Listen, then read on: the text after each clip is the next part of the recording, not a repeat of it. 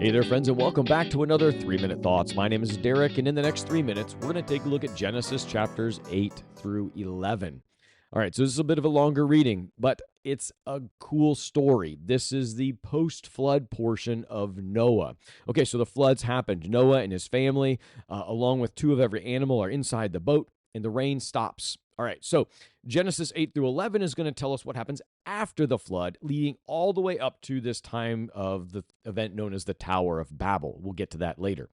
So chapter 8 begins with the waters starting to go away after about 150 days. Could you imagine being trapped on a boat with all of your family and 2 of every animal for 150 days?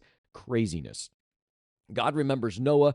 He sends this wind to dry the earth. After several tests using birds of different sorts, Noah realizes that there's actually dry ground out there. He gets out of the ark according to God's command and immediately builds an altar, offers a sacrifice, and he gives thanks to God.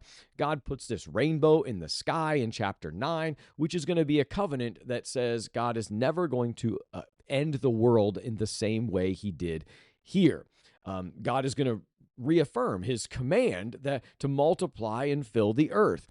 He's going to give humanity dominion over all things, telling them to rule over the world. He's going to allow them to eat meat because up until now they hadn't been allowed to kill animals, but now they're allowed to do so. Then Noah's sons, Shem, Ham, and Japheth, become the ones who are going to refill the earth. But sin continues to persist. God's point in the flood was to cleanse the earth of sin, and while it did work, sin is still now embedded in our character. We call this in the church world original sin. It's the sin that originated in Adam and has been passed down to you and me because we're humans. That's why Jesus only had an earthly mom and not an earthly dad, which we'll get to later. Hopefully, I remember that. Genesis chapter 10 is going to be what the Bible calls the Table of Nations. This is where it traces all the descendants of Noah and his lineage. Again, this is one, it's kind of cool to read over it and see how the world grew out of just this one family. And then in chapter 11, we're going to see all of humanity's collective rebellion in this event known as the Tower of Babel. You see, everybody gathered in one place. They attempted to build a city. They wanted to be above everything else. They wanted to be equal to God.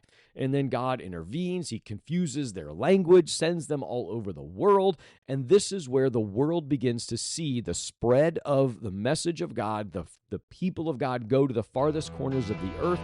And these chapters all remind us that God is both in control of judgment and grace to bring his message to the ends of the earth. That's it for today.